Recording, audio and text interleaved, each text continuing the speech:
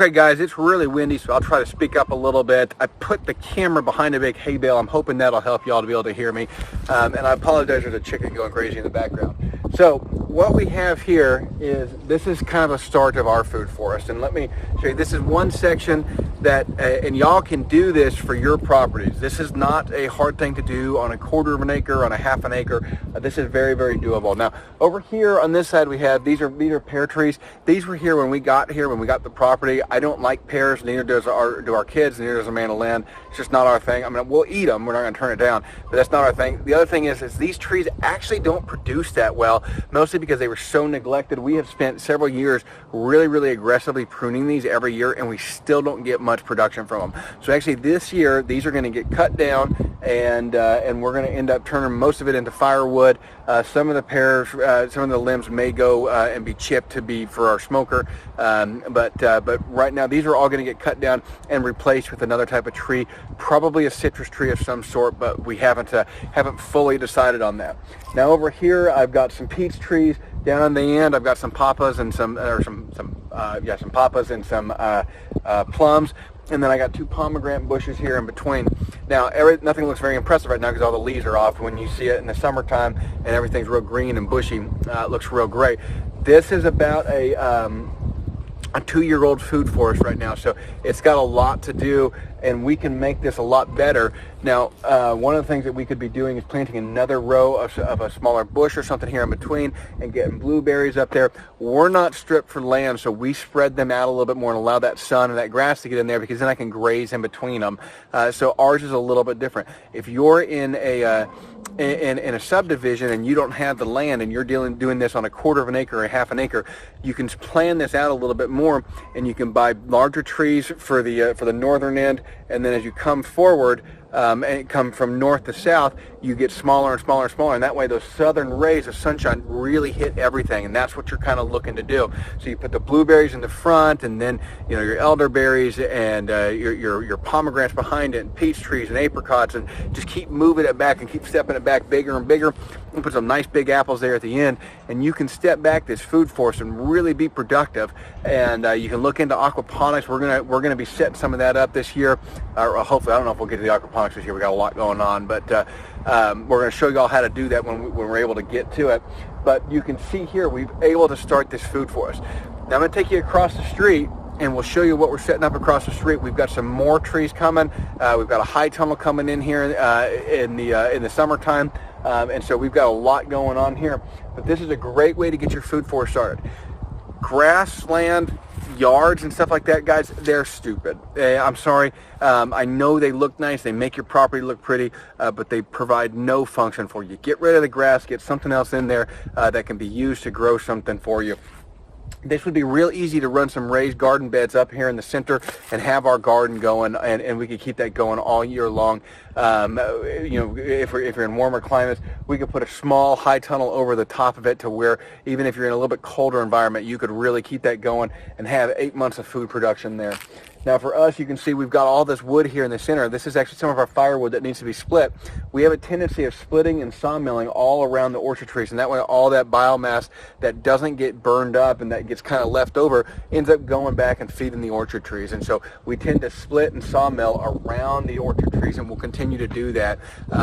So that's why this pile is here, for those of you wondering. Eventually we'll get the chipper on the farm, and we'll be able to chip and create some mulch and stuff like that. That's part of the reason why we created this so wide. The compost pile, our compost bin, is actually going to be set in between here, and that's where we'll be composting at, and setting lots of large chips and our wood chips and everything from the chipper, and our manure that we get. There's a local stable here we can go and pick up manure. And one of the purchases this year will be a dump trailer for the farm, so we can dump large loads of manure in here. As the compost breaks down, it releases some of that nutrients into the soil, and I want to be able to capitalize on that. That's why we set these trees so far apart, that we can do that. And so for us, it's a little bit different because we have some land that we can play with, we have a little bit different rules to play by. But even if you're on small land, you can make you can certainly on a half an acre you could provide at least 50% of your own diet. So really look at this. There's lots of options with animals on small land. If you're not limited by subdivisions and HOAs, on 1 acre of land, you can't really do cows. You may get away with a Florida cracker, but it's not going to be grass fed. You're going to have to do some grain and some supplement there. But you could look at doing things like pigs. Pigs are real easy to raise on a little bit of land.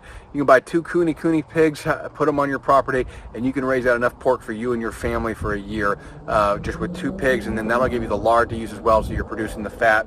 There are lots of good options there. So pigs are really, really good on small plots of land. The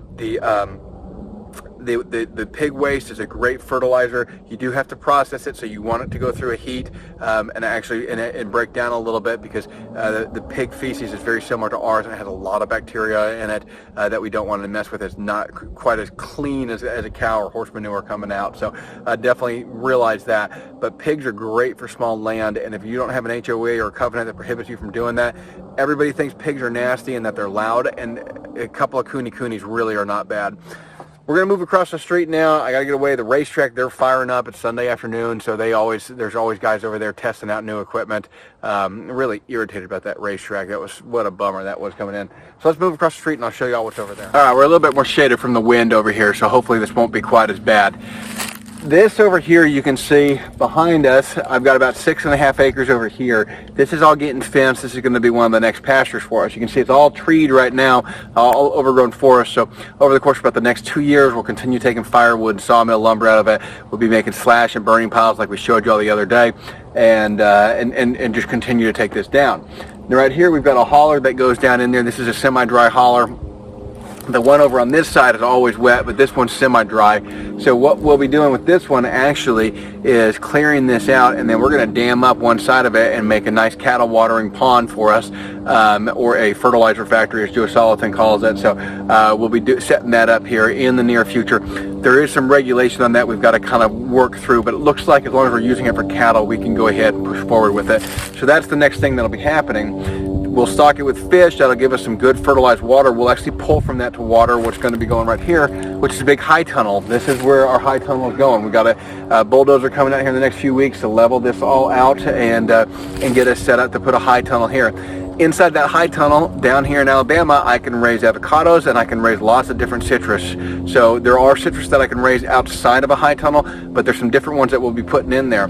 The high tunnel, the big advantage to us is the avocados, because avocados, we can have local grown avocados, I can have local grown citrus, I can raise tomatoes, and I can raise lettuce all year long. Now for our family, that's great, but also great from a selling point.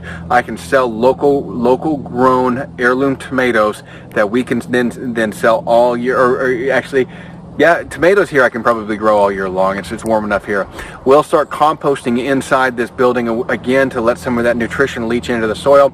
Also to build up the soil inside there, but so that it'll provide heat and residual heat for the building in the winter time. And so we'll put some 275-gallon totes in there. We'll start putting some big water tanks in there to heat up.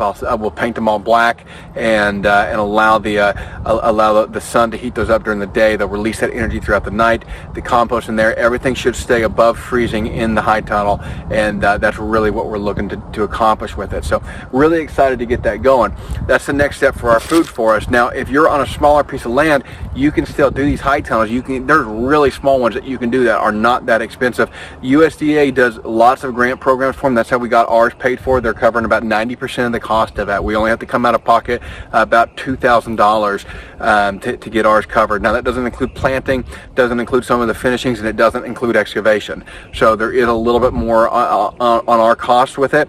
We have to maintain it for 5 years. It's inspectable for 5 years, and which is no problem for us. We're not planning on moving in that time frame. So to us, it was a no-brainer to apply for the grant. So there's lots of grant programs out there, even for small farmers that aren't producing for sale. You have lots of options out there. So just realize that if you talk to your local USDA agent, they should be able to get you set up with what exactly you need. But it's a great option for us here. This will help us build up the soil here. We'll get We'll end up using the high tunnel to probably raise some feeder pigs in the winter time. So it'll be a place their body heat will help warm it up in there, and they'll add their manure to the soil and everything. So lots of good options there.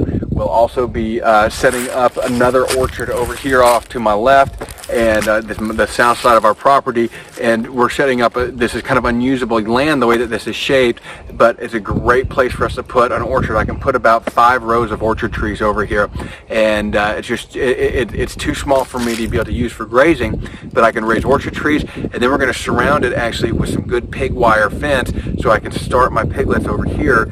And when we order our pigs in, I get 20 or 30 pigs in, I can start them right here and have them, and they'll add that manure back to the soil. The trees will use it up over time, and it's just a great option. They'll keep it down and really root it up, so it'll look real nice and pretty and clean. I'll have good grass growing over it, and add all that nutrition back to my orchard. So really cool options that we can do here on these small plots of land. So realize that what I'm talking to y'all about, the total of this is about 1.5 acres. So even with we only have 20 acres here, but the total of what I'm talking about is about 1.5 acres. You can do a lot on a small plot of land.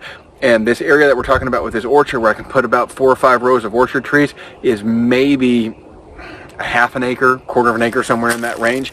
So certainly a small area, but we can capitalize on that. We can put those orchard trees in there. I can put grapevines and kiwi vines in there, which is what we're going to be adding to it. We're going to put a row of orchard trees, and then we'll put grapevines and kiwi vines behind it, and then I can raise piglets in there.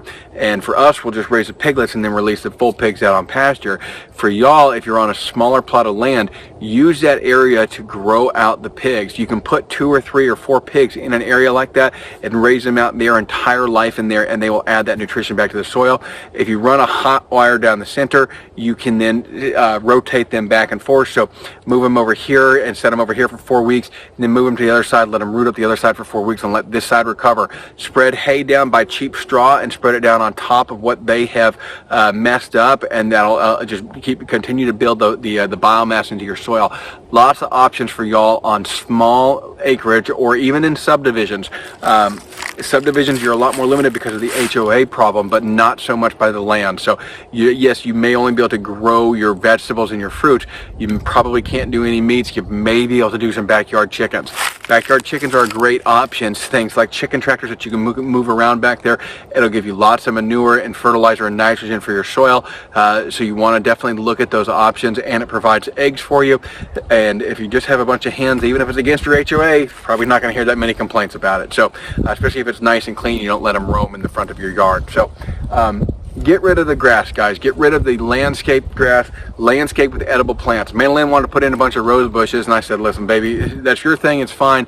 But I said, why don't you look at some ornamental plants that are edible and see what's out there and see what options we can grow down here. Okay, so speaking of ornamental plants, this is here on the front of our house. So it doesn't look that pretty right now. That's because it's only about 6 months old, and it's also winter time, so everything's died back. But this is one of our food forests here on the front of our house, and actually it looks really nice when everything starts coming in. So we have our fence here, and on the other side of this is grazing land, but right here, this is blueberries and elderberries that we planted along, and as they grow, they'll continue to grow up and shield out this fencing. This year we're actually going to plant another row in front of it to get a little bit more bushy, and then we're going to come down and we're going to put our weed barrier down on it, and then we'll mulch it, and that should make this look really nice and flowing here on the front of our house. Great way to have ornamental plants that are edible, that provide some benefit to you. So anyways, the best things about being in the South is that we have a great long growing season. We have lots of rainfall, lots of sunshine. We can grow whatever we want down here. We have a huge advantage, and we need to take advantage. We have a huge advantage, and we need to take advantage of it. Yeah, I guess that's the best way to phrase that. It sounded dumb when it rolled off my head the first time. So guys, there's no matter where you're at, you have options, you have things that you can do. So using livestock, there are local stables around that you can get manure from. There's local farmers around that you can get. Go to a feedlot. They'll give you as much manure as you can handle, because they have to pay to dispose of it because it's considered toxic. So if you go to them and get some manure and use it in your backyard to break down, you'll get good soil, good organic matter, and you'll be able to outproduce people that are using synthetic fertilizers. So take advantage of what you have around you.